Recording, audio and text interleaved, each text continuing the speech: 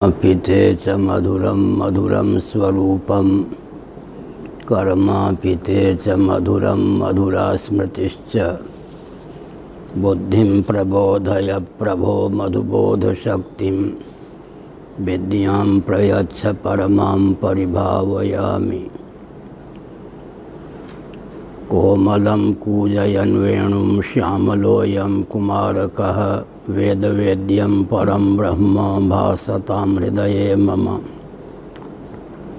कूजन्तं राम रामेति मधुरं मधुराक्षरम् आरुह्य कविता शाखां वन्दे वाल्मीकिकोकिलं।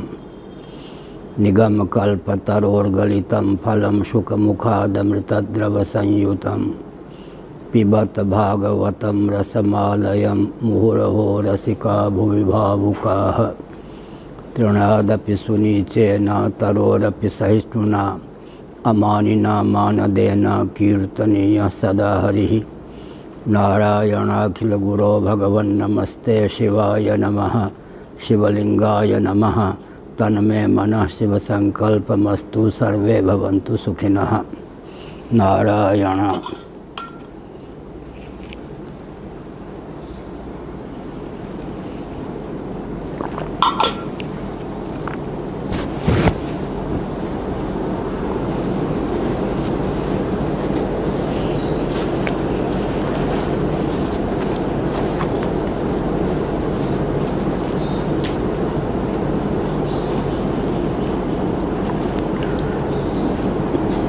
जैसा कि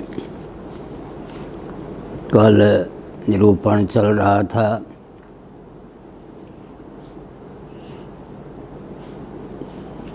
जो वेद सम्मत दर्शन है, विशेषकर जिसे वेदांत दर्शन कहते हैं, जिसमें उपनिषदों का रस रहस्य सन्निहित है, उसके अनुरूप ही सृष्टि की संरचना होती है और इतिहास की स्फूर्ति भी होती है। वेदादिशास्त्र सम्मत दर्शन से अनभिज्ञ जो व्यक्ति हैं, वे न तो सृष्टि के रहस्य को समझ पाते, न वेद और पुराण तथा इतिहास में सन्निहित ऐतिह्य तथ्य को ही ठीक से समझ पाते हैं। ऐसी स्थिति में सृष्टि और इतिहास के रस रहस्य को समझने के लिए भी वैदिक वाङ्मय में सन्निहित दर्शन का बोध अत्यंत आवश्यक है।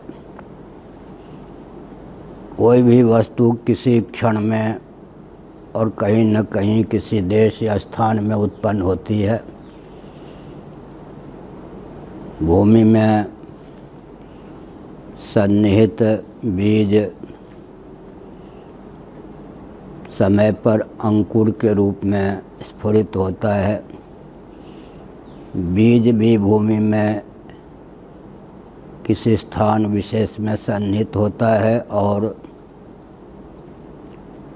अंकुर फिर बीज के किसी देश या स्थान में ही उद्बुद्ध होता है, स्फुरित होता है, उत्पन्न होता है। वस्तु या व्यक्ति की उत्पत्ति को स्वीकार करते ही देश और काल की भावना स्वतः उद्दीप्त होती है। अमुक व्यक्ति या अमुक वस्तु की उत्पत्ति किस देश में अर्थात स्थान में हुई और किस काल में हुई, इसे जानने की उत्सुकता हो जाती है। हमारी भावना मुख्य रूप से यही होती है कि वस्तु और व्यक्ति की उत्पत्ति होती है।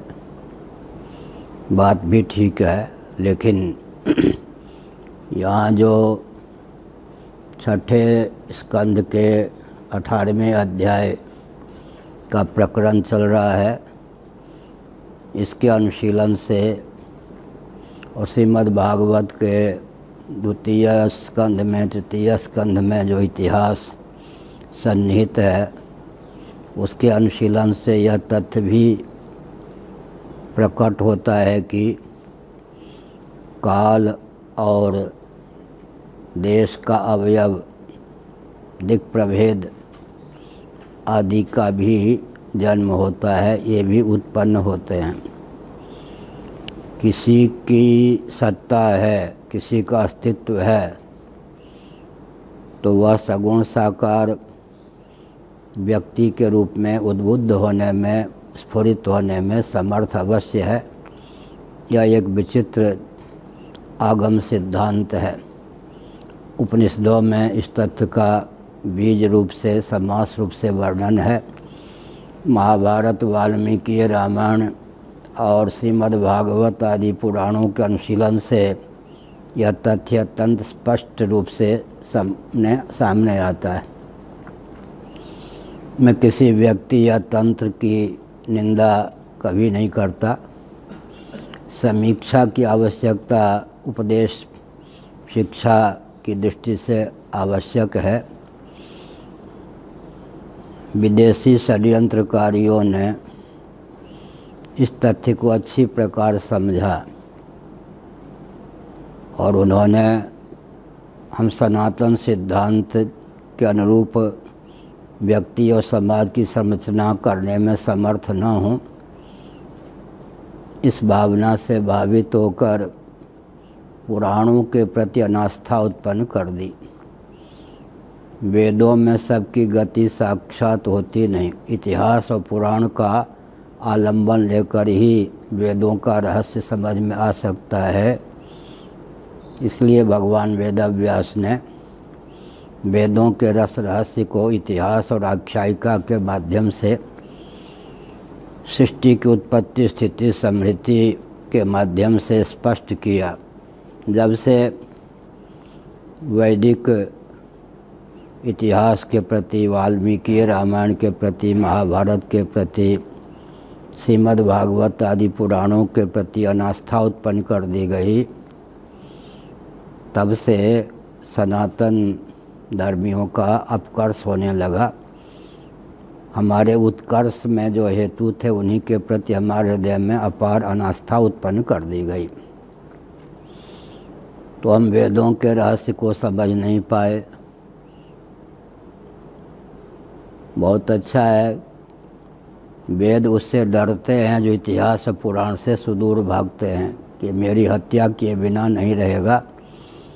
इसका मतलब वेदों का रस रहस्य ही अभिव्यक्त हो, इस भावना से भावित होकर भगवान वेदव्यास जी ने महाभारत जैसे दिव्य इतिहास की संरचना की। ब्रह्मर्षि वाल्मीकि जी ने रामायण की रचना की। कृष्ण द्वैपायन भगवान वेदव्यास, वादरायणाचार्य महाभाग ने पुराणों की रचना की। तो पुराणों के माध्यम से, वाल्मीकि रामायण के माध्यम से, महाभारत के माध्यम से हमको सृष्टि का रहस्य समझने में सुगमता प्राप्त है। हमने संकेत किया कि काल के जो अवयव हैं वे भी संतान के रूप में, लाला लाली के रूप में, पुत्र पुत्री के रूप में अभिव्यक्त होते हैं। लेकिन कालावयव को जन्म देने वाले पिता, जन्म देने वाली माता का स्वरूप कितना दिव्य होगा, इसकी तो हम कल्पना ही कर सकते हैं। इसी प्रकार तो देश, स्थान कहते हैं, दिक् प्रभेद कहते हैं, इनका भी जन्म होता है। महाभारत आदि में विस्तार पूर्वक इस तथ्य को उद्भासित किया गया है। तो देश और काल भी वस्तु और व्यक्ति के रूप में स्फुरित हैं। इस रहस्य को समझने के लिए विवक्षावशात देश, काल और वस्तु का विभेद प्राप्त है। मूलतः ये एक ही हैं। इसे समझने की आवश्यकता है।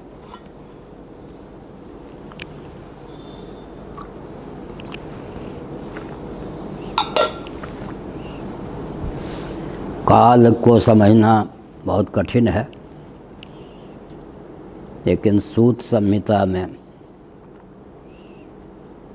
बहुत उत्तम ढंग से काल को निरूपित किया गया। कालो मायात्म संबंधः, कालो मायात्म संबंधात्,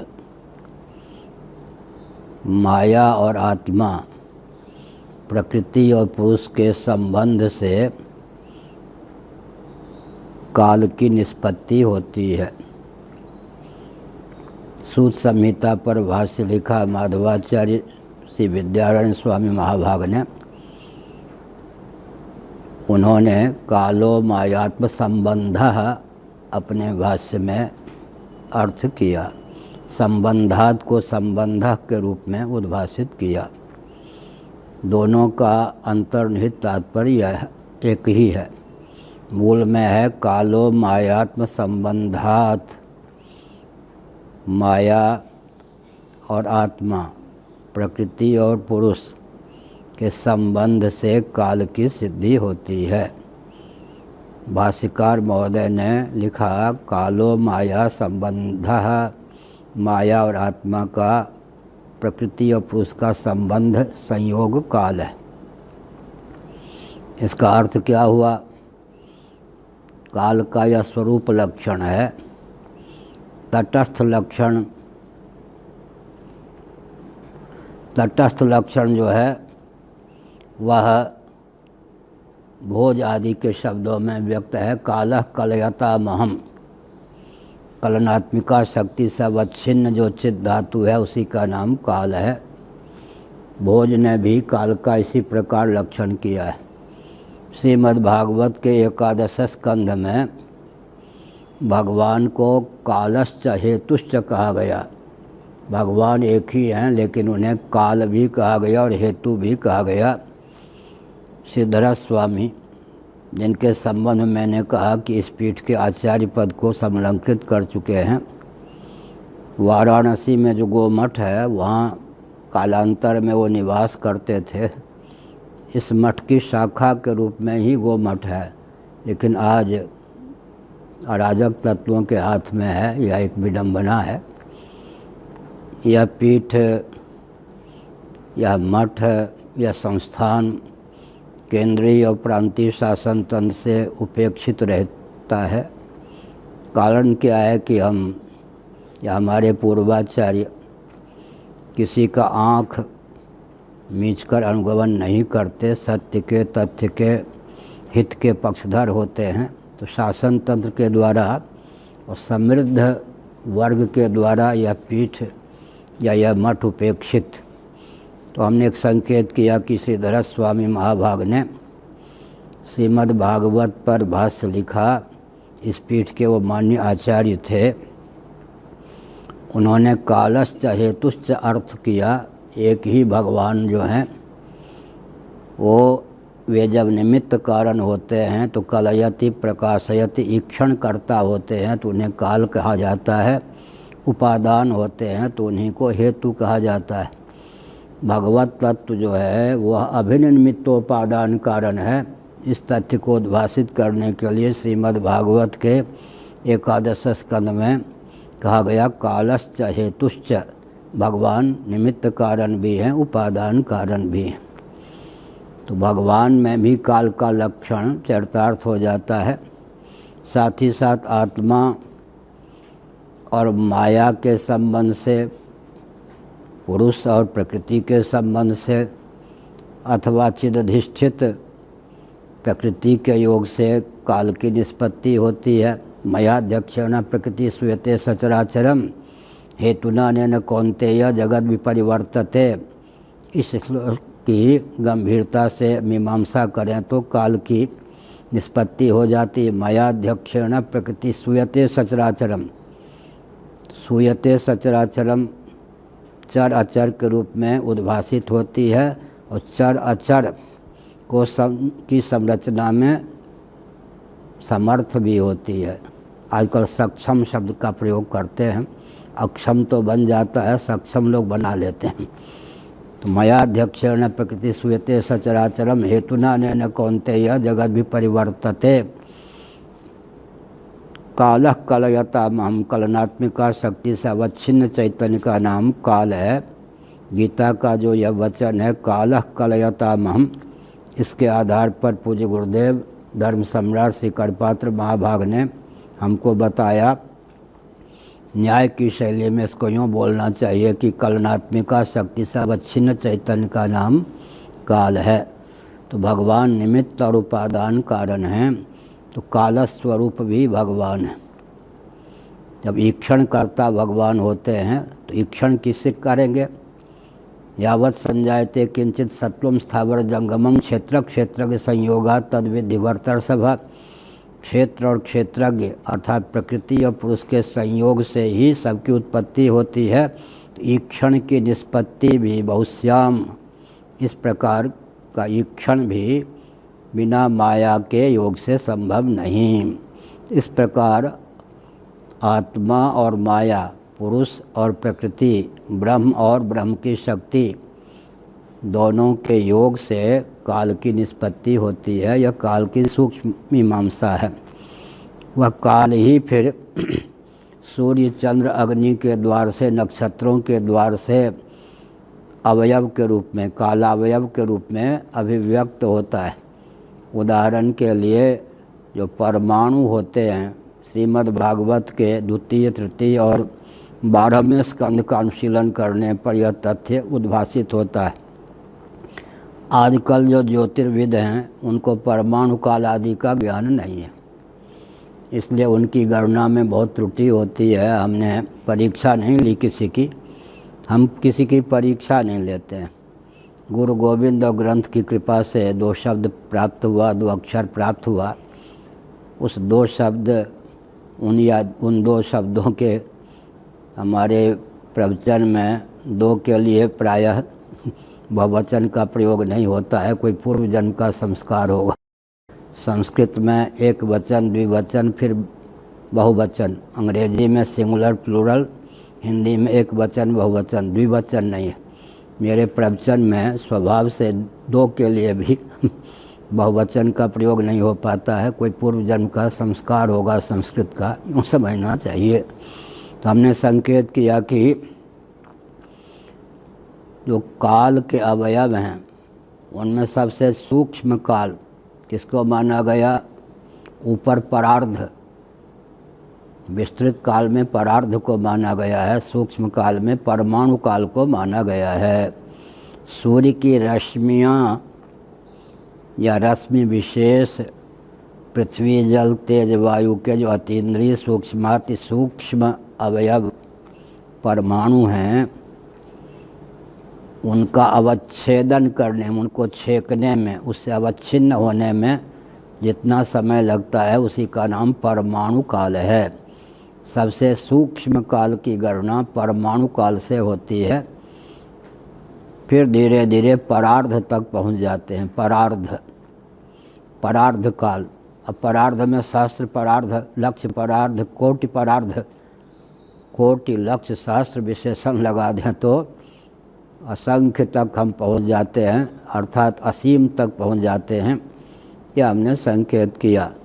अब यहाँ विचार करने की आवश्यकता है, परमाणु भी द्रव्य हैं। न्याय वैशेषिक प्रस्थान के अनुसार पृथ्वी जल तेज वायु के परमाणु द्रव्य हुए या नहीं? और सूर्य की रश्मि भी तो द्रव्य ही है। और दोनों के संपर्क से, संबंध से परमाणु काल की सिद्धि होती है। और कालो मायात्म संबंधात कालो मायात्म संबंधः, आत्मा भी पृथ्वी जल तेज वायु आकाश दिक्काल आत्मा और मन वैशेषिक प्रस्थान के अनुसार ये द्रव्य हैं। गुण और क्रिया का जो आश्रय हो, समवाय संबंध से गुण क्रिया जिसमें सन्निहित हो, उनको द्रव्य कहते हैं वैशेषिकों की भाषा में। तो मान्य श्री आनंद गिरि जी ने विचार किया कि हम वेदांत प्रस्थान के अनुसार आत्मा को द्रव्य माने या न माने। तो उन्होंने कहा कि निर्गुणम, निष्क्रियम, शांतम, निर्वध्यम, निरंजनम आदि जो श्रुतियाँ हैं वो तो निरुपाधिक धरातल पर आत्मा को निर्गुण निष्क्रिय कहती हैं। ऐसी स्थिति में द्रव्य की परिभाषा अगर हम यूँ करें कि गुण और क्रिया संवेद समवाय संबंध से जिसमें सन्निहित हो उनका नाम द्रव्य है, तो द्रव्य हमारा आत्म तत्व वेदांत वेद्य आत्म तत्व द्रव्य नहीं सिद्ध होता है। तब आनंद गिरि जी ने एक द्रव्य की परिभाषा रची। उसका अर्थ होता है कि निरपेक्ष वस्तु का नाम द्रव्य है। गुण क्रिया जिसमें संवेद हो, गुण और क्रिया का उल्लेख किए बिना वेदांत प्रस्थान के अनुसार अगर द्रव्य की परिभाषा करने की आवश्यकता हो तो निरपेक्ष वस्तु का नाम द्रव्य है। तो यहाँ विचार करने की आवश्यकता है। परमाणु भी द्रव्य हैं, पृथ्वी जल तेज वायु जब द्रव्य तो परमाणु भी द्रव्य ही सिद्ध होते हैं। सूर्य जब द्रव्य हैं, भूत विशेष तेज के उल्लास विलास सूर्य हैं, तो सूर्य की रश्मि को भी हम द्रव्य ही कहेंगे। तो द्रव्य और द्रव्य के संश्लेष से, संयोग से, संपर्क से जिस परमाणु काल की संरचना होती है उसको भी हम द्रव्य में सन्निहित कर सकते हैं या नहीं। तो सबसे सूक्ष्म काल जो है परमाणु और सूर्य रश्मि के संबंध से या संयोग से सबसे सूक्ष्म कालावयव की सिद्धि होती है। कहाँ से ऊपर उठेंगे? ऊपर उठेंगे क्या? कालो मायात्म संबंधात या कालो मायात्म संबंधा, और सबसे नीचे पहुँचेंगे तो माया और आत्मा, परमाणु और सूर्य की रश्मि। माया के स्थान पर, आत्मा के स्थान पर किसको लेंगे? पृथ्वी जल तेज वायु के अतीन्द्रिय सूक्ष्माति सूक्ष्म विभाग जिनका अतिरिक्त संभव ना हो, वो परमाणु और सूर्य की रश्मि दोनों ही द्रव्य है। दोनों के संयोग से काल की निष्पत्ति होती है। बन सबसे सूक्ष्म काल परमाणु काल है, लेकिन यहाँ रश्मि काल न कह के परमाणु काल कहा। नामकरण जो किया गया वो रश्मि की प्रधानता से या परमाणु की प्रधानता से। अब जो श्रोता हैं देश विदेश में यांत्रिक विधा से सुन रहे होंगे, वो सोचते होंगे भागवत की कथा है या कुछ और है। एक बार कई दिनों तक किसी ने भागवत की कथा मुझसे सुनी, बहुत से श्रोता थे, उनमें कोई वो भी होगा। उसने कहा आपने जो कथा कही उसका नाम भागवत है, जो कथावाचक कहते हैं उसका नाम भागवत है। फिर हमने कहा टिप्पणी कर दो, उसमें क्या बात है? टिप्पणी मैं करता हूँ, आप जो कहते हो भागवत है ही नहीं। सप्ताह कथा कहने वाले जो महानुभाव हैं आजकल, ताम झाम नाच गान, बहुत से कथावाचक सुन रहे होंगे गुप्त या प्रकट। वो जो भागवत कहते हैं वो तो समझ में आता, आप जो भागवत कहते हैं तो विचित्र ही है, ये तो भागवत है ही नहीं। अब विचित्र बात है, जो भागवत है उसी को कह दिया भागवत नहीं है। तो मैं कथा भाग जो आता है तो उसकी उपेक्षा करता हूँ क्या? आगे जो कथा भाग आवेगा उसकी भी उपेक्षा नहीं करता मैं। तो कहीं श्रृंगार रस आ जाए उसको गुप्त और सुप्त रीति से बिल्कुल क्या समाज शैली में बोल देता हूँ, वहीं संकोच करता हूँ। नहीं तो वीर रस हो, जो भी हो, कथा भाग भी मैं छोड़ता नहीं। तो मैंने एक संकेत किया कि एक चीज़ समझने योग्य है, मूल महाभारत 24,000 श्लोकों में, भागवत के कई महाभारत जो मूल है वो 24,000 श्लोकों में है। महाभारत के कई संस्करण का वर्णन मूल महाभारत में है। हमारे गुरु भाई हैं गीता प्रेस के संपादक राधे श्याम खेमका जी को जब मैंने कहा तो चौंक गए। मैंने कहा मेरी कल्पना नहीं, मूल महाभारत में ही लिखा। मैंने प्रयास भी किया था एक बार कि मूल महाभारत वर्तमान महाभारत से निकालूं, 153 या 54 श्लोक निकाल भी लिया था, लेकिन बहुत परिश्रम की आवश्यकता थी और एक एक क्षण मेरे लिए दुर्लभ है। नाच गान में नहीं जाता है, अध्ययन अध्यापन में ही जाता है, अनुशीलन में। तो मैंने ये संकेत किया कि 24,000 जो महाभारत के मूल रूप हैं उसमें वेदव्यास जी ने इतिहास आख्यायिका का योग नहीं किया, सिद्धांत भाग हुआ है। उस सिद्धांत भाग को समझ पाना अत्यंत कठिन है। अधिवक्ता न्यायाधीश समझ जाएंगे, नज़ीर दृष्टांत और संविधान, अमुक कोर्ट ने अमुक सन में अमुक तिथि में अमुक तारीख में यह निर्णय दिया। नज़ीर दृष्टांत, केवल संविधान को समझना कठिन होता है, नज़ीर के माध्यम से, निर्णय के माध्यम से, दृष्टांत के माध्यम से उसको क्रियान्वित किया जाता है।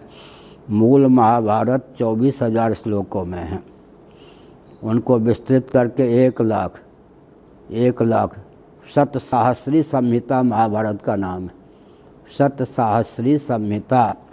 तो मैंने अनुक्रमणिका पर्व जो महाभारत के आदि पर्व में है उसके वचनों के आधार पर श्लोक की संख्या का आकलन किया तो 96,000 से कुछ अधिक श्लोक महाभारत में हैं। तो प्राचीन प्रथा है कि सन्निकट, किसी को 3.5 नंबर मिला तब उसको 3 भी कह सकते, पर आधा छूट जाएगा तो 4 कह देते हैं। सामान्य रूप से 3.5 नंबर मिला तो 4 मान लिया जाता है, 33.5 नंबर मिला तो 34 नंबर मान लिया जाता है आजकल भी। करीब जिसको कहते हैं, सन्निकट जिसको कहते हैं, इस पर हम एक संकेत करते हैं। 1 सप्ताह में कितने दिन हुए? 7 दिन। 1 महीने में कितने सप्ताह? तो 7 को 4 से गुणा कीजिए तो 28 दिन का 1 महीना होना चाहिए।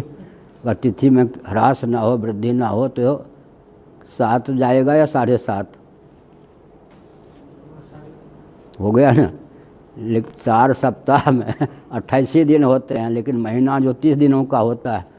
सन्निकट 3.5 को विवक्षावसात 3 अंक भी कह सकते, विवक्षावसात 4 अंक भी कह सकते हैं। 1 लाख के लगभग श्लोक महाभारत में हैं। उससे आगे 60 लाख श्लोकों तक का महाभारत है। वो मर्त्य लोक में सुलभ नहीं है। भगवान वेदव्यास की जय हो, उनकी मेधा शक्ति कितनी उद्दीप्त, साक्षात श्रीमन नारायण के ज्ञानावतार हैं। देवल असित भगवत गीता में भी है, देवल असित नारद, इन सब का नाम अर्जुन ने लिया है। स्वयं चैव ब्रवीषि में मैं पहले इन सब से सुन चुका हूँ आपके महात्म्य को। तो विविध लोकों में, गंधर्वादी लोकों में उस महाभारत की कथा कहीं देवल कहते हैं करते हैं, कहीं असित महर्षि कहते हैं, कहीं नारद जी करते हैं। बड़ी विकट बात। देवल, असित, नारद जी ये सब व्यास जी के पूर्व हैं। तो व्यक्तित्व का व्यामोह जो आजकल है भारत को खा रहा है या नहीं। मैं शंकराचार्य के पद पर प्रतिष्ठित हूँ, लेकिन बहुत से मेरे शिष्य जो अपने को विद्वान आदि मानते हैं वो भी बहुत संकोच पूर्वक व्यवहार करते हैं कि कहीं वो मुझसे अवर न सिद्ध हो जाए। व्यक्तित्व का व्यामोह देखिए। कह सकते थे ना नारद जी ये तो कल का है, मेरे सामने तो इसकी आयु ही क्या है व्यास की, मेरा शिष्य ही है, बात सब ठीक है। लेकिन भगवान वेदव्यास जी ने जिस महाभारत की रचना की उसकी कथा गंधर्व लोक में, पितृलोक में, देवलोक में इतना गूढ़ ज्ञान विज्ञान से संपन्न है, असित, देवल, व्यास इत्यादि ने अपना लिया। अब थोड़ा विचार कीजिए। आज ही मैं श्रीमद् भागवत जहाँ का जिस प्रसंग की कथा कह रहा हूँ अध्याय पढ़ रहा था, तो सुखदेव जी के सम्मुख परीक्षित जी ने कहा यहाँ ऋषियों की मंडली बैठी है, उनके सहित मेरी जिज्ञासा है, इसको ज़रा खोल के बताइए इतिहास को। अब सुखदेव जी कथा कह रहे थे, परीक्षित जी श्रोता थे, लेकिन परीक्षित जी ही थोड़े श्रोता थे। उस सभा में कौन कौन बैठे थे? सुखदेव जी के पिता पितामह, ये सब सुखदेव जी से आयु में बहुत बड़े, इनके पूर्वज सब भी बैठे थे या नहीं। यह जो हमारे यहाँ परंपरा थी, गुणग्राहिक गुण को ग्रहण करने की परंपरा थी, इससे हम लोग उन्नत थे। आज जो व्यक्तित्ववाद, कृत्रिम व्यक्तित्ववाद आ गया, उसने ज्ञान विज्ञान को लुप्त कर दिया। हमको याद है छोटी आयु थी, 10 साल की, 12 साल की, गांव विद्वानों का था। हम वैसे कहते, अपनी प्रशंसा नहीं करते हैं। जिस परिवार का शरीर है, महामहोपाध्याय मुकुंद झा, जे आन पंडित के पोथी से मुकुंद के थोथी, एक कहावत है मैथिली में। अन्य पंडितों के पोथी में ज्ञान है, मुकुंद के थोथी में, उनकी वाणी पर ग्रंथ के ग्रंथ बिल्कुल उल्लसित होते हैं। तो हमने एक संकेत किया, उस गांव का नाम भी कहीं ले लेते थे कि उस गांव के हम हैं, तो लोग हाथ जोड़ते थे, इतना प्रशस्त गांव विद्वानों का। लेकिन मैं जब 9 साल का 10 साल का था, विद्वानों के पीछे प्रेम से पड़ जाता था, हाथ जोड़ता था, पाँव छूता था ब्राह्मणों के, कुछ उपदेश कीजिए, कुछ उपदेश कीजिए, और कुछ उपदेश कीजिए। बड़े लाड़ प्यार से वो महामहोपाध्याय या महामहोपाध्याय कोटि के महान भाव जो होते थे, लाड़ प्यार से ज्ञान विज्ञान देते थे। अब मैं देख रहा हूँ कितना ह्रास हो गया, जिज्ञासा नाम की चीज़ ही विलुप्त हो गई।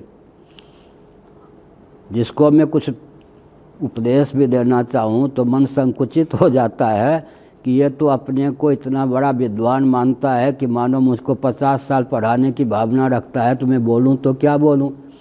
जिज्ञासा नाम की चीज़ समाप्त इसलिए हो गई, हर व्यक्ति अपने को इतना प्रबुद्ध मानता है कि कोई किसी से कुछ सुनना नहीं चाहता, कोई किसी से कुछ जानना नहीं चाहता। एक आध्यात्मिक क्षेत्र में तो ये विसंगति है ही, वैज्ञानिक क्षेत्र में इस प्रकार की विसंगति कितने अंशों में है वो तो अलग बात है। तो हमने एक संकेत किया, क्या संकेत किया, दोनों ही द्रव्य हो गए, परमाणु भी द्रव्य है, सूर्य की रश्मि भी द्रव्य है, लेकिन नाम रश्मि काल न होकर के परमाणु काल, अवच्छेदक की प्रधानता से अवच्छेदक की प्रधानता से अवच्छिन्न की प्रधानता से नाम होगा, नाम रखा गया परमाणु काल। अब दोनों ही द्रव्य हैं। ऊपर मैंने कहा पुरुष और माया माने प्रकृति का संयोग, उससे काल की निष्पत्ति होती है, या संयोग ही काल है ये भी कह सकते हैं, क्योंकि संयोग जो दुष्ट होता है, 2 उंगलियों का संयोग हो गया, तो संयोग का अंतर्भाव, जैसे भेद आया है ना वो पाठ में, जैसे भेद आया है, तो भेद को कहाँ रखेंगे, संयोग को कहाँ रखेंगे, 2 उंगलियों का यूँ संयोग हो गया, संयोग 2 उंगलियों का हुआ ना। ऐसे ही परमाणु और सूर्य की रश्मि दोनों का संयोग हो गया, परमाणु हो गए अवच्छेदक, अवच्छिन्न परमाणु हो गए अवच्छिन्न, रश्मियाँ हो गई अवच्छेदक। नाम किसकी प्रधानता से चले, रश्मि काल भी कह सकते हैं, लेकिन परमाणु काल कहते हैं। अवच्छिन्न की प्रधानता से नामकरण हो गया काल का। तो हमने एक संकेत किया, इसलिए अब काल को क्या कहेंगे, पृथ्वी जल तेज वायु आकाश दीप काल आत्मा और मन, वैशेषिकों ने भी द्रव्य माना या नहीं, तो यहाँ भी काल जो है वो द्रव्य कोटि का पदार्थ हो गया। लेकिन एक विचार करने की आवश्यकता है कि कालावयव का व्यक्ति के रूप में जन्म होता है। यहाँ इतिहास आवेगा, ऐसे माता पिता जो काल के अवयव को पुत्र के रूप में, पुत्री के रूप में जन्म देने में समर्थ हैं, अर्थात व्यक्ति के रूप में काल अवतीर्ण हो सकता है, व्यक्ति के रूप में काल अवतीर्ण हो सकता है। इसका अर्थ क्या हुआ, इसका अर्थ यही हुआ कि काल का भी आधिदैविक स्वरूप है, जो आधिदैविक रूप है वो चेतन ही है। वस्तु का भी, काल का भी, देश का भी आधिदैविक स्वरूप चेतन ही है। चेतन में जिसकी आस्था नहीं है वो भारत के इतिहास को, वैदिकों के इतिहास को, पौराणिकों के द्वारा विरचित इतिहास को समझ नहीं सकता, सृष्टि का रहस्य वो समझ ही नहीं सकता है। ब्रह्मसूत्र में भी आजकल यही शास्त्रार्थ चल रहा है कि हमारे इतिहास को समझने के लिए तो कल जहाँ पर हमने वक्तव्य को विराम दिया था, जगत क्या है, चिदाश्रित है, चिद्विलास है, चिद्विवर्त है, चिन्मय है, चिन्मात्र है। चित स्वरूप परमात्मा तत्व ही अपनी अचिंत्य शक्ति, अनिर्वचनीय शक्ति माया के योग से संपूर्ण स्थावर जंगम प्रपंच के रूप में पृथ्वी, पानी, प्रकाश, पवन रूप में व्यक्त है। इस दृष्टि से विचार करें तो काल, देश और वस्तु विवक्षावशात एक सिद्ध हो जाते हैं। वस्तु का स्वरूप भी, काल का स्वरूप भी, देश का स्वरूप भी एक ही है। विवक्षावशात तीनों में भेद कर लिया जाता। वैशेषिक दर्शनकार को मैं नमस्कार करता हूँ, उन्होंने दिक् को भी द्रव्य माना, काल को भी द्रव्य माना। पृथ्वी, जल, तेज, वायु, आकाश, दिक्, काल, आत्मा और मन, इसमें दिक् और काल को भी द्रव्य माना तो मुझे बहुत आह्लाद है। कितनी सूझबूझ का उन्होंने परिचय दिया कि दिक् और काल को भी द्रव्य कोटि का पदार्थ ही स्वीकार किया। अब मैं संकेत करता हूँ। पार्थिव प्रपंच पृथ्वी के जो तारतम्य संघात वृक्ष, फल, पुष्प इत्यादि हैं, घटादि हैं, इनका देश कौन सिद्ध होगा? कहीं न कहीं टिकेंगे या नहीं? इनका देश कौन सिद्ध होगा? पृथ्वी को देश मानेंगे या नहीं? क्या जो भी पार्थिव प्रपंच है उसका उद्भव स्थान, स्थिति स्थान, लय स्थान पृथ्वी है। पृथ्वी उनके लिए देश है या नहीं? महाभारत में पृथ्वी को देश कहा गया।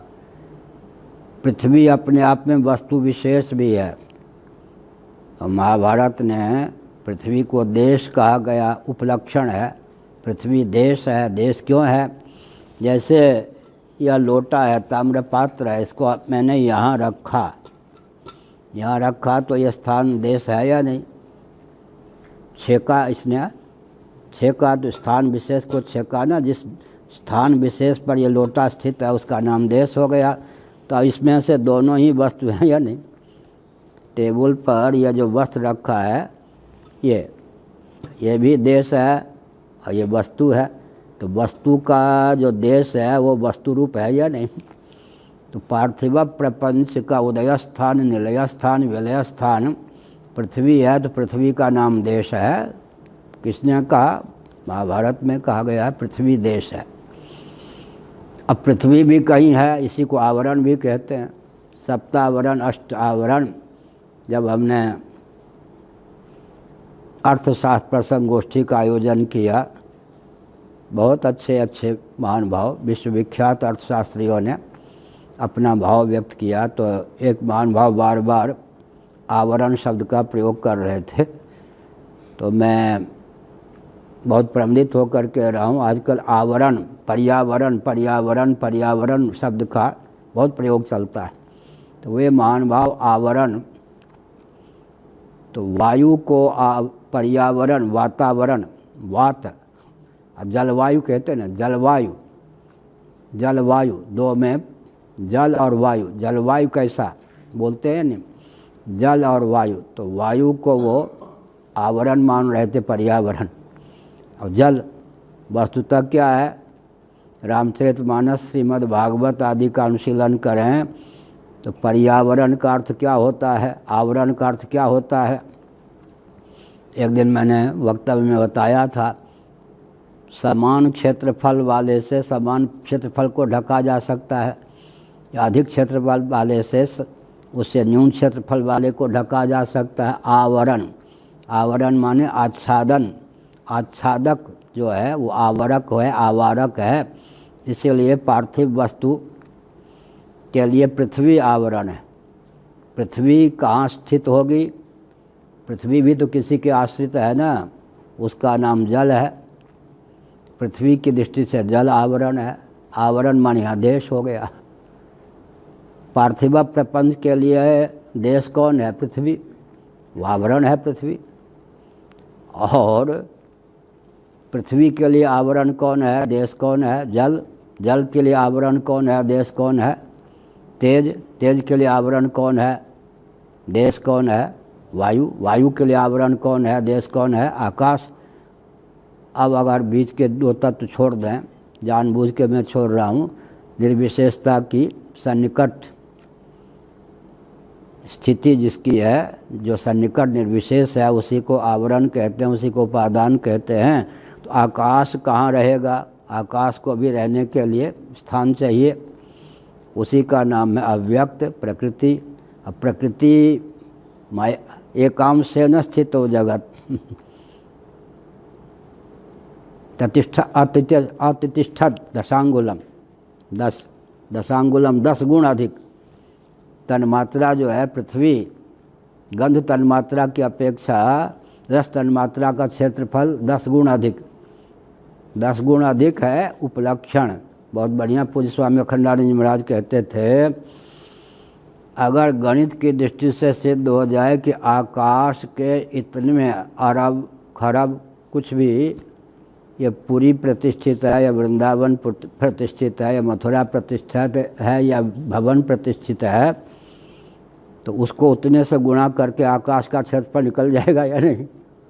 क्या आकाश के 1 अरब हिस्से में जगन्नाथपुरी प्रतिष्ठित है या गोवर्धन मठ प्रतिष्ठित है, तो गोवर्धन मठ का जो क्षेत्र है उसको 1 अरब से गुणा कर दीजिए तो आकाश का क्षेत्रफल निकल आएगा।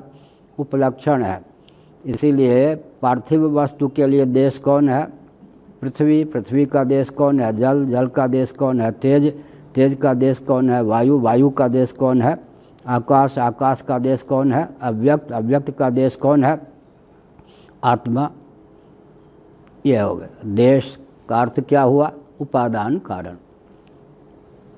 उपादान कारण जो है वो भी एक प्रकार से द्रव्य है, तत्व है, गुण कर्म नहीं है। अब काल कौन होगा? मैंने कहा कि परमाणु भी वस्तु विशेष, सूर्य की रश्मि या चंद्रमा की रश्मि मान लो, वो भी वस्तु विशेष।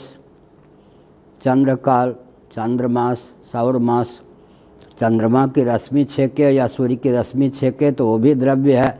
द्रव्य और द्रव्य के योग से परमाणु काल है। परमाणु संयोग काल नाम नहीं दिया गया, संयोग काल नाम नहीं दिया गया, रश्मि काल नाम नहीं दिया गया, परमाणु काल नाम दिया गया। त्रसरेणु सब वस्तु परक नाम है। वस्तु तो दोनों है रश्मि, अवच्छेदक की अपेक्षा अवच्छिन्न जो है उसकी प्रधानता से काल को परमाणु काल नाम पड़ा, काल का नाम पड़ा। अब हम विचार करें तो काल कौन हो गया?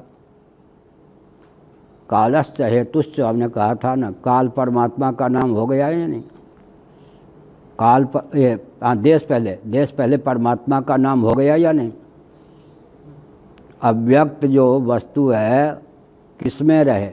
मयाध्यक्ष। अव्यक्त अधिष्ठित किसके द्वारा है? किसमें अधिष्ठित है? आत्मा। तो आत्मा का नाम देश हो गया या नहीं अंत में? अब काल की बात लें, पार्थिव प्रपंच का लय कौन होगा? देखिए विचित्र बात है, बुरा न मानो होली है। जो जिसको जन्म देता है वही उसको मारता है, यही दर्शन सिद्धांत। तो जन्म देने वाले से सावधान रहना चाहिए। यहाँ माता पिता की ओर नहीं है लक्ष्य। क्या यतो वायुमानि भूतानि का अर्थ क्या होगा? यतः प्रवृत्तिर्भूतानाम क्या होगा? जो उदय स्थान, निलय स्थान, विलय स्थान हो, सन्निकट निर्विशेष होता हुआ उदय स्थान, निलय स्थान, विलय स्थान हो, उसी का नाम उपादान है। तो जो जन्म देता है, जिससे जन्म होता है, वही उस वस्तु के लिए मृत्यु भी है। तो पार्थिव प्रपंच का लय स्थान कौन है? पृथ्वी। एक विचित्र बात है, मृत्यु का अर्थ क्या है? मूल भावापत्ति। क्या मूल भावापत्ति का नाम ही मृत्यु है या अभाव का नाम मृत्यु है? काल का अर्थ जीवनप्रद है या संहारक है? संहारक होता हुआ जो जीवनप्रद हो उसका नाम काल है। पार्थिव वस्तु जब अपने नाम रूप को छोड़ दे तो उसका नाम क्या हो जाएगा? उसका रूप क्या हो जाएगा? पृथ्वी। उपादान भावापत्ति का नाम ही तो मृत्यु है या नहीं? वो जीवन है या मृत्यु? प्रातीतिक दृष्टि से मृत्यु है, क्योंकि नाम रूप का अपहरण हो गया। क्या सेब नाम जो था पृथ्वी नाम हो गया, घट जो नाम था मिट्टी नाम हो गया, रूप में भी परिवर्तन हो गया। उपादान भावापत्ति का नाम ही तो मृत्यु है। तो पार्थिव प्रपंच के लिए जहाँ देश पृथ्वी है वहाँ काल भी पृथ्वी हो गई या नहीं? मैं ये सब जानबूझ के इसकी भूमिका विस्तृत रूप से प्रस्तुत कर रहा हूँ। इन सब तत्वों को जाने बिना आजकल के वैज्ञानिकों के सामने हम 2 मिनट नहीं टिक सकते। 2 चीज़ हो गई है। ये 50 साल पहले की बात कहता हूँ। बाबा लोग जो थे थोड़ा कुछ दम्भी ढंग के या पंडित लोग, उनसे कोई पूछने आते तो समझ लेते कि इस प्रश्न का उत्तर मैं नहीं दे। है तो अनधिकारी है भक्त। वो ये नहीं कहते थे कि मैं तुम्हारे प्रश्न का उत्तर देने में अक्षम हूँ, अनधिकारी है। अनधिकारी, अनधिकारी से मैं बात नहीं करता, वो बेचारा अपने को बुद्धू समझ के भग जाता था, उनकी रक्षा हो जाती थी। अनधिकारी कहने से, अब अनधिकारी कहने से क्या होगा? अब क्या है, आधुनिक विज्ञान हमारे दर्शन को लेकर जर्मनी आदि ने क्या किया, बहुत बढ़िया एक वो जो वैज्ञानिकों की संगोष्ठी हुई थी, एक महान भाव ने कहा था 25 वर्ष में जर्मनी ने इतने आविष्कार कर दिए जिस आविष्कार के लिए 100 वर्ष। साइकिल का जो उदाहरण दिया गया है, साइकिल में ही विकास आजकल जो साइकिल है उसके विकास में कितना समय लगा, एक एक चीज़ के विकसित होने में, यंत्र के विकसित होने में 100 वर्ष लग जाते हैं, और जर्मनी ने 25 वर्षों की सीमा में इतना आविष्कार कर दिया।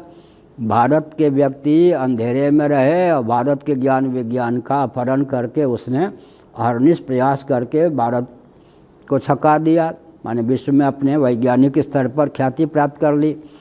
अभी जो आधुनिक विज्ञान जो है उसके सामने ये दर्शन शास्त्र के जो प्राध्यापक आदि हैं विश्वविद्यालय आदि में कितने क्षण टिकेंगे, ये तो भागेंगे। अब आप कह देंगे तुम अनधिकारी हो तो डांट वही अनधिकारी कह देंगे, अयोग्य कह देंगे।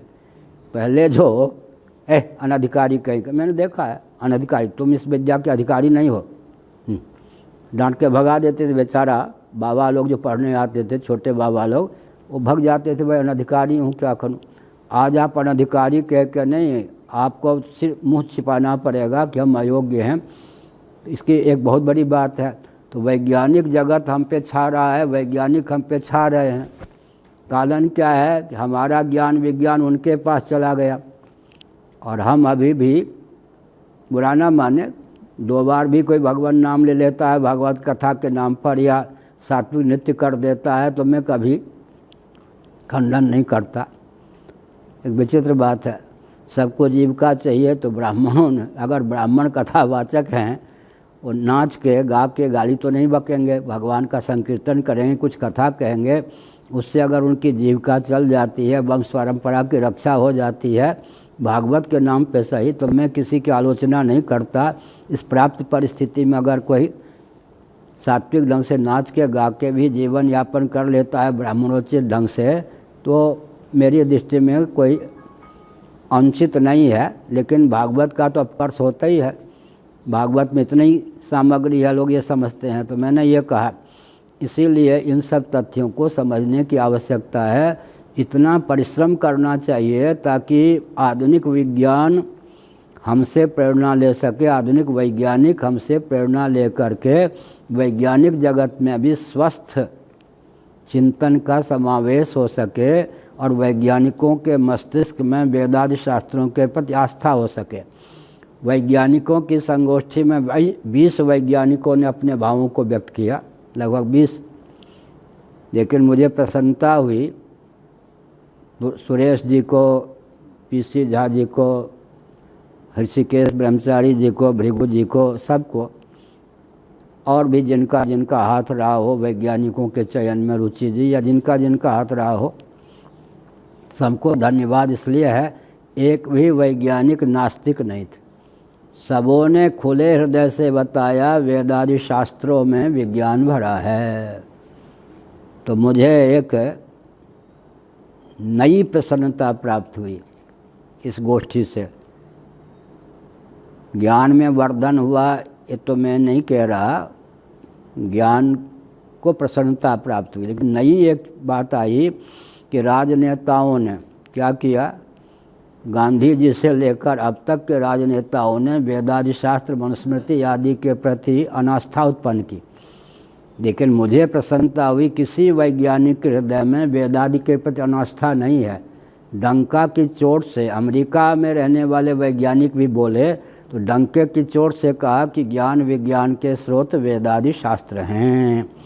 इसका मतलब एक प्रबुद्ध वर्ग, वैज्ञानिकों का वर्ग राजनेताओं के कुचक्र से आज भी मुक्त सिद्ध है। क्या देशी वैज्ञानिक हों, विदेशी वैज्ञानिक हों, उनके मस्तिष्क में ये राजनेता कुटिलता का प्रयोग करके विकृति अब तक नहीं डाल पाए, अब आगे डाल भी नहीं पाएंगे, नहीं डाल पाए कि वेदादि शास्त्र गपशप हैं, पुराणों में कुछ नहीं रखा है। उन लोगों ने स्पष्ट कहा सकल ज्ञान विज्ञान के स्रोत जो हैं वैदिक वाङ्मय वेद आदि शास्त्र हैं। तो बहुत ऊंची बात है। तो मैंने क्या कहा, देश का वर्णन कर दिया कहाँ तक, सर्व देशों का विराम परमात्मा में। अब काल, पार्थिव प्रपंच के लिए काल कौन है, उसका कौन है, निलय स्थान, विलय स्थान, उदय स्थान, उदय स्थान, निलय स्थान, विलय स्थान। उदय माने उत्पत्ति जिससे हो, निलय माने जिसमें निवास हो, विलय माने जिसमें लय हो। सन्निकट निर्विशेष होता हुआ जो उदय स्थान, निलय स्थान, विलय स्थान हो, वो तो देश हो गया। लेकिन काल भी हो गया। पार्थिव प्रपंच को किससे खतरा है, पृथ्वी से, क्योंकि पार्थिव प्रपंच के नष्ट होने का अर्थ है पृथ्वी रूप हो जाना। पृथ्वी का लय स्थान कौन है, जल, जल का लय स्थान तेज, तेज का जो उत्पत्ति स्थान है वही लय स्थान है या नहीं। आरोह और अवरोह, अवरोह क्रम से उत्पत्ति होती है, आरोह क्रम से विलय होता है। हम ऊपर से नीचे जाते हैं सीढ़ी का आलम्बन लेकर, नीचे से ऊपर आते हैं, ठीक विपरीत क्रम से। उत्पत्ति क्रम सर्ग क्रम से विलय क्रम विपरीत है, क्रम दोनों में अपेक्षित है। इसलिए पार्थिव प्रपंच के लिए काल कौन हो गया, पृथ्वी तत्व। पृथ्वी के लिए काल कौन है, जल, जल के लिए काल कौन है, तेज, तेज के लिए काल कौन है, वायु, वायु के लिए काल कौन है, आकाश, आकाश के लिए काल कौन है, अव्यक्त, अव्यक्त के लिए काल कौन है, आत्मा, आत्मा महाकाल है। कोई काल उदय स्थान, निलय स्थान, विलय स्थान नहीं है। बहुत अच्छा सुबालोपनिषद को बहुत प्रमाण मानकर हमारे आस्थास्पद माननीय श्री रामानुजाचार्य महाभाग ने गीता भाष्य लिखा। उनकी आस्था सुबालोपनिषद पर बहुत, सुबालोपनिषद का गीता भाष्य में श्री रामानुजाचार्य महाभाग ने बहुत आलंबन लिया है। इसका अर्थ क्या है, इसका अर्थ यह है कि जो किसी, जिसका कोई लय स्थान न हो, उत्पत्ति स्थान न हो, विलय और स्थिति स्थान न हो, और जो क्रम से अपश्वेतर अन्यों का उदय स्थान, निलय स्थान, विलय स्थान हो, वही परम तत्व है। अब वंध्यापुत्र में भी लक्षण नहीं चला गया, लक्षण नहीं गया। अन्यों का उदय स्थान, निलय स्थान, विलय स्थान होता हुआ भी जिसका कोई उदय स्थान, निलय स्थान, विलय स्थान न हो, वही आत्मा है, वही परम तत्व है। सुबालोपनिषद के इस वचन को गीता भाष्य में श्री रामानुजाचार्य महाभाग ने बहुत ही आह्लादपूर्वक समुद्धृत किया है। तो सबसे अंत में काल भी कौन हो गया, काल भी अंत में आत्मा ही है, कालश्च हेतुश्च। और वस्तु का जब आकलन करेंगे, पार्थिव प्रपंच जो है आम इत्यादि वस्तु है, पृथ्वी भी वस्तु है, जल भी वस्तु है, तेज भी वस्तु है, वायु भी वस्तु है, आकाश भी वस्तु है, अव्यक्त भी वस्तु है।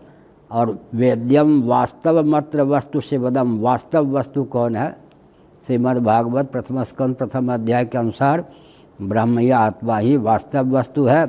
तो विवक्षावसात क्या कहेंगे, देश भी वही, काल भी वही, वस्तु भी वही। इसलिए वैशेषिक दर्शन ने दिक् और काल को भी द्रव्य कोटि का पदार्थ ही माना है। पृथ्वी, जल, तेज, वायु, आकाश, दिक् और काल। अब दिक् और काल का जब इस ढंग से विवेचन करेंगे तो अंतर्भाव किसमें हो जाएगा, पृथ्वी, जल, तेज, वायु, आकाश में। और जो मन कह दिया, पृथ्वी, जल, तेज, वायु, आकाश, दिक्, काल, आत्मा और मन, अब कौन रह गए, मन और आत्मा, यही ना। तो जब हम वेदांत प्रस्थान के अनुसार विचार करेंगे तो मन का अंतर्भाव किसमें हो जाएगा, मन तो भौतिक है छांदोग्य उपनिषद के अनुसार, पैंगलोपनिषद के अनुसार। तो अपंचीकृत पंच महाभूतों में ही मन का समावेश हो जाएगा। तब मन का समावेश जब अपंचीकृत पंच महाभूतों में हो गया तो कितने तत्व रह गए, पृथ्वी, जल, तेज, वायु, आकाश, 5 द्रव्य रह गए। अब आगे कौन है, आत्मा।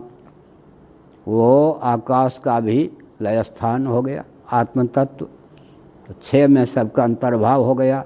तस्माद वायु तस्माद आत्मना आकाशा संभूतः आकाशात वायु, ये सब।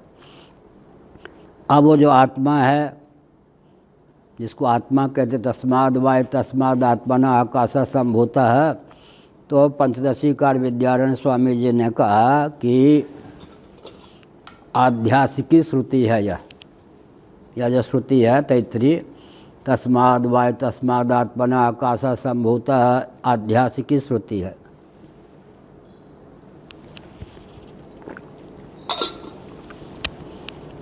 क्या मतलब? भले ही अग्नि वहनी निष्ठ दाहिका शक्ति के कारण व्यक्ति की उंगली जल जाए, वस्त्र जल जाए, दाहक अग्नि को कहने में कोई आपत्ति है क्या? लेकिन अंतर्निहित है, अगर अग्नि में, अग्नि तत्व में दाहिका शक्ति न होती तो मंत्र मणि महोषधि के द्वारा व्यक्ति दाहिका शक्ति को निरुद्ध कर देते। माया शक्ति के बिना भी ब्रह्म का अस्तित्व है। इसके लिए उदाहरण बहुत बढ़िया दिया पंचदशीकार विद्यारण्य स्वामी जी ने कि मंत्र महोषधि मणि, चंद्रकांत मणि रख दें तो अग्नि की लपट तो होगी और वो क्या जलाने में समर्थ नहीं होगी। किसी की दुश्मनी हो और किसी के यहाँ भंडारा हो, अग्नि फूक लकड़ी जलाते जलाओ जाते लपट लगेगी, लेकिन उसमें दाहिका शक्ति नहीं होगी, पूरी छनेगी नहीं।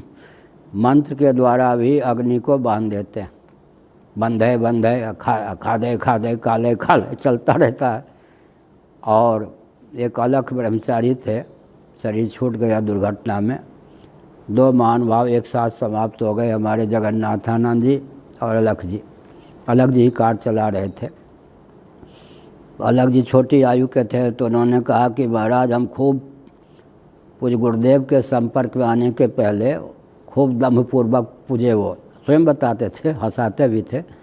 तो जटा वाले थे वो, तो क्या करते थे, ग्वार पाठे घृत कुवारे के गूदे बाल में खूब रगड़ लेते थे और धकते हुए आग मिट्टी के पात में रख के इस पर रखते थे।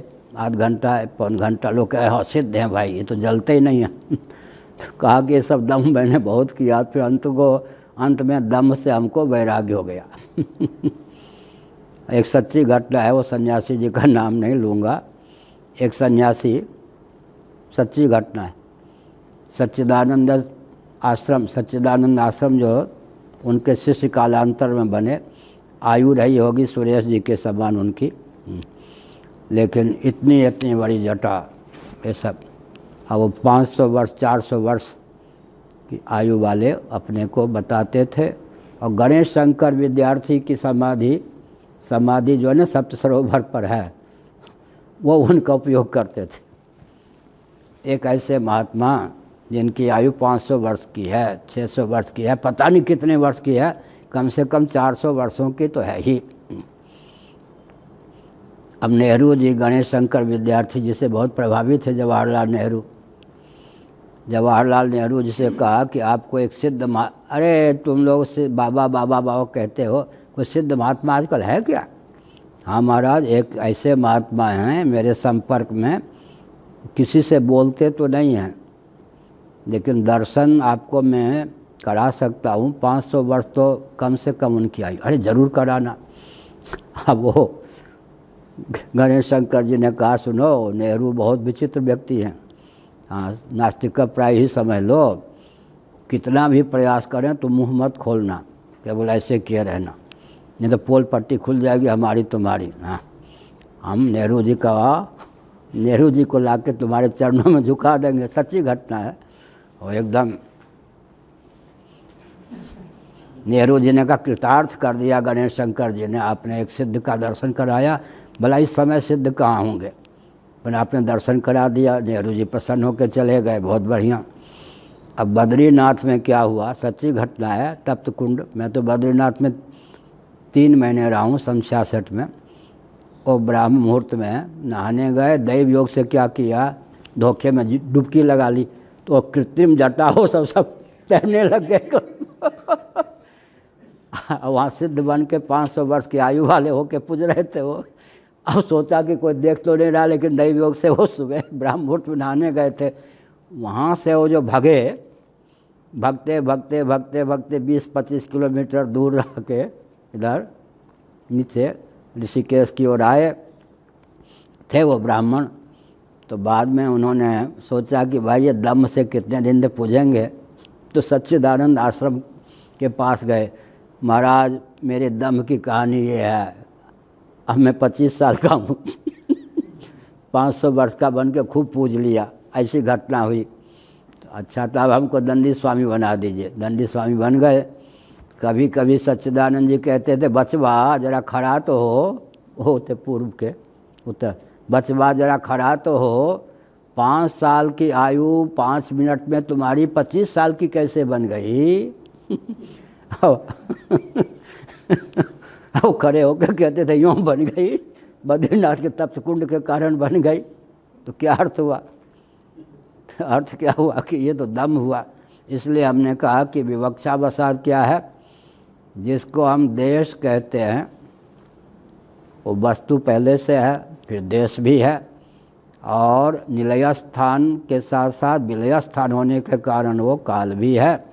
तो द्रव्य में ही वस्तु देश काल विवक्षावसाद क्या देश काल वस्तु का विभाग कर लेते हैं। अब ये सब इतने लंबे द्रविड़ प्राणायाम की क्या आवश्यकता थी?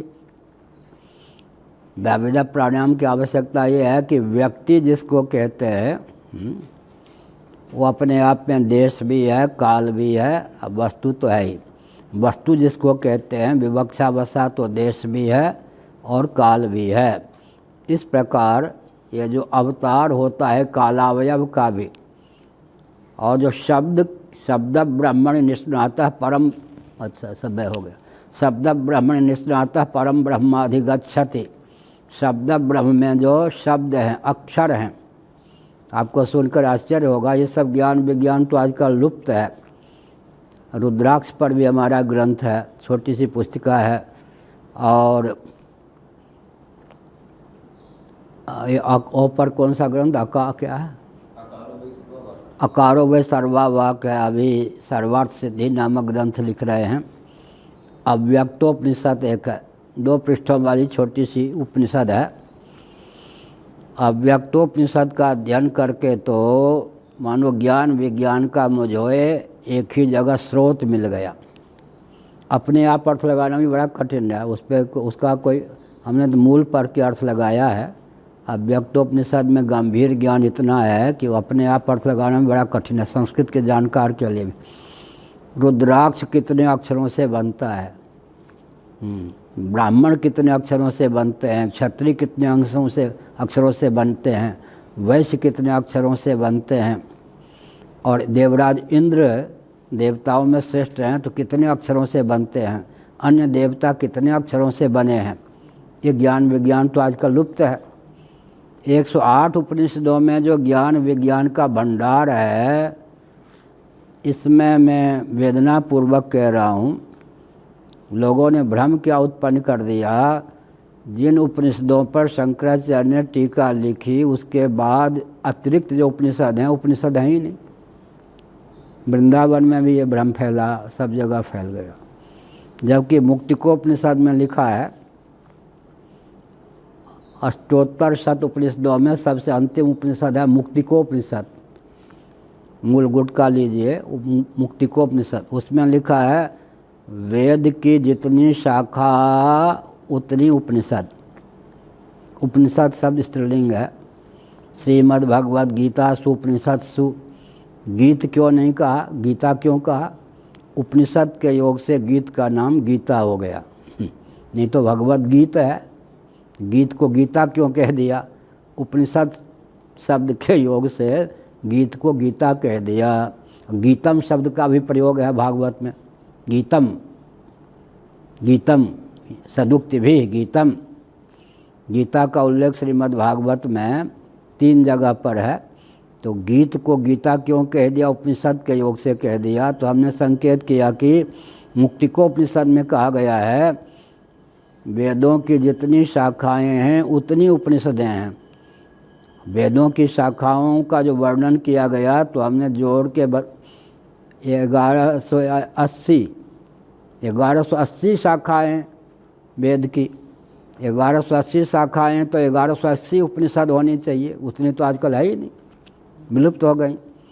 लेकिन ये जो भ्रम फैलाया, यहाँ तक भ्रम फैला दिया कि श्वेताश्वतर उपनिषद पर किन्हीं और शंकराचार्य का भाष्य है, आदि शंकराचार्य का नहीं है, ऐसा भी मान लो, लेकिन श्वेताश्वतर उपनिषद है ही नहीं उपनिषद। अरे उनके भाष्यों में भगवान शंकराचार्य के जो 10 उपनिषद पर भाष्य हैं, मंत्रोपनिषद कहकर श्वेताश्वतर के वचन उद्धृत किए गए। ये जो भ्रम भगवान शंकराचार्य के अनुयायियों ने ये भ्रम फैला दिया, जिन उपनिषदों पर शंकराचार्य का भाष्य है उनके अतिरिक्त उपनिषद है ही नहीं। इसने क्या किया, 108 उपनिषद के भी पढ़ने पढ़ाने का मार्ग अवरुद्ध कर दिया। इससे बहुत हमारी क्षति हुई। तो मैंने कहा कि अव्यक्तोपनिषद में अक्षर का वैयाकरण जो आजकल कहे जाते हैं, उनको भी संस्कृत बोलने के लिए व्याकरण सीखते हैं, अंत में तंत्र में, उपनिषद में, तत्वज्ञान में उस व्याकरण का, अक्षर विज्ञान का, शब्द विज्ञान का, वाक्य विज्ञान का कैसे उपयोग हो, ये सब तो ज्ञान नहीं है आजकल। पढ़ाने की क्षमता भी विचित्र हो गई है। तो रुद्राक्ष कितने अक्षरों से, ब्राह्मण कितने अक्षरों से, क्षत्रिय कितने अक्षरों से, वैश्य कितने अक्षरों से, निर्विद्य अमुक होते हैं, बाकी जो है देवराज इंद्र कितने अक्षरों से, अन्य देवताओं की अपेक्षा देवराज इंद्र में क्या विशेषता है, रुद्राक्ष कितने अक्षरों से बनते हैं, रुद्राक्ष के रूप में भी हमको अक्षर ही रुद्राक्ष बने, ये विज्ञान आजकल लुप्त है। ग्रंथ में तो है, लेकिन मंच, बहुत से ऐसे हमारे ज्ञान विज्ञान हैं जो आजकल ग्रंथ और मंच के विषय नहीं रह गए। मूल ग्रंथ में सन्निहित होने पर भी वक्ताओं के द्वारा अन्य ग्रंथों के माध्यम से उनके भावों को व्यक्त नहीं किया गया। हजारों प्रकार के हमारे ज्ञान विज्ञान विलुप्त हो रहे हैं। और जब से विश्वविद्यालय के माध्यम से संस्कृत के पठन पाठन की परंपरा चली, तब से तो हमारे ज्ञान विज्ञान के स्रोत लेक्चर, एक विचित्र बात है। बस एक संस्मरण सुना के वक्तव्य को विराम देता हूँ। वन महाराज डिग्री कॉलेज वहाँ है वृंदावन में, उसके विभागाध्यक्ष और भी शैलेंद्र पांडे जी, उधर दिवाकर द्विवेदी जी, ये सब दर्शन विभाग के बहुत अच्छे विद्वान माने जाते थे। तो मैं जब वृंदावन में रहता था, पढ़ाता था, पढ़ाने का मेरा वहाँ तो 12 महीने में 10 महीने पढ़ाता था। 2 महीने पूज्य गुरुदेव से पढ़ने के लिए काशी आ जाता, बाकी 10 महीने वृंदावन में पढ़ाता था। 1 घंटा 2 घंटा रोज़ पढ़ाता था। मेरा पढ़ाने का अभ्यास जो है वो 63 से है। ये सब इन दार्शनिक ग्रंथों को पढ़ाने का अभ्यास 63 से है।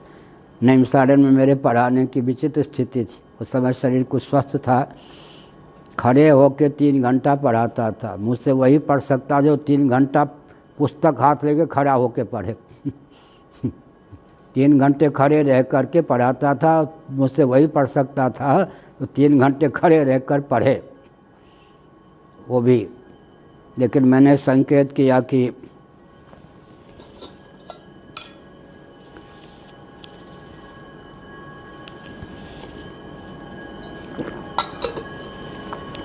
पठन पाठन की जो परंपरा आर्ष पद्धति के अनुसार विलुप्त हो गई है, उससे बहुत ह्रास।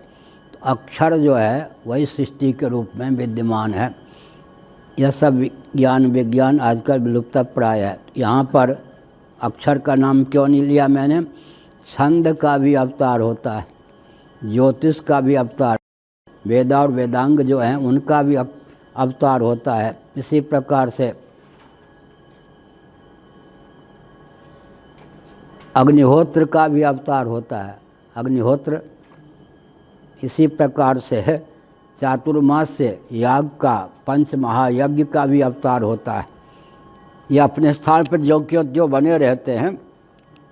आधिदैविक दृष्टि से ये सब चेतन है, आधिदैविक दृष्टि से ये सब चेतन है।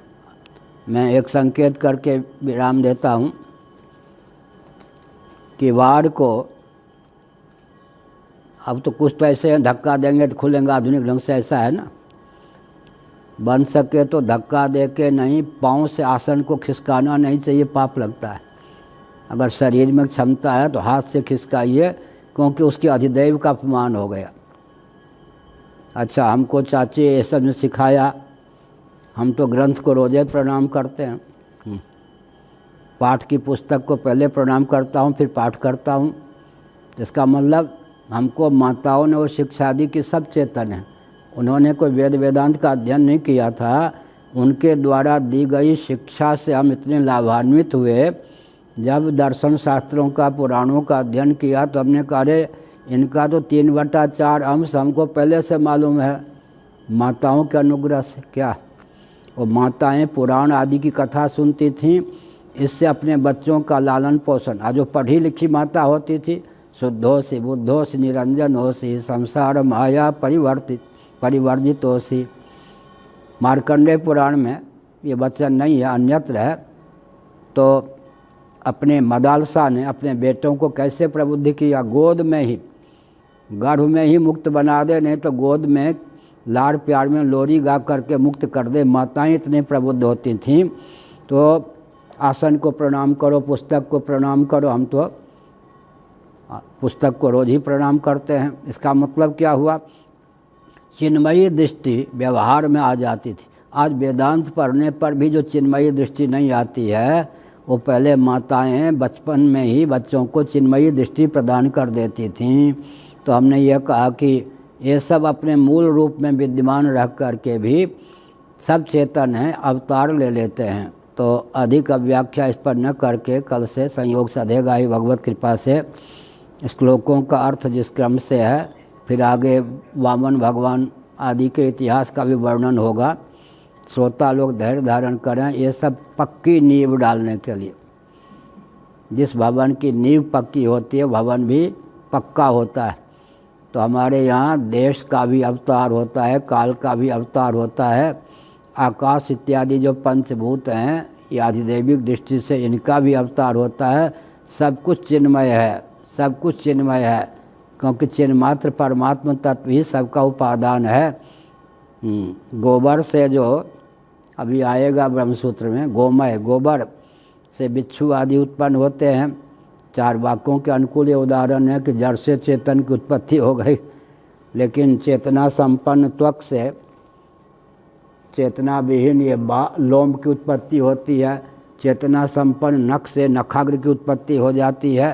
तो चेतन से भी, चेतना प्राय वस्तु से भी जड़ की उत्पत्ति के उदाहरण हैं। और चेतना विहीन जो गोमय है, उससे वृश्चिक इत्यादि स्वेदज प्राणी जो हैं उनकी उत्पत्ति होती है। तो बलावल का आकलन किया जाता है, जड़ को ही चेतन का उपादान माने या चेतन से जड़ चेतन दोनों की उत्पत्ति माने। ये सब ब्रह्मसूत्र के शास्त्रार्थ में आएगा। श्री राम जय राम जय जय राम। धर्म की अधर्म का प्राणियों में, विश्व का, गौ माता की, गो हत्या, भारत, सर्वभूत हृदय धर्म सम्राट श्री स्वामी करपात्री जी महाराज की, श्री जगन्नाथ महाप्रभु की, श्री बलभद्र महाप्रभु की, भगवती सुभद्रा देवी की। हर हर महादेव।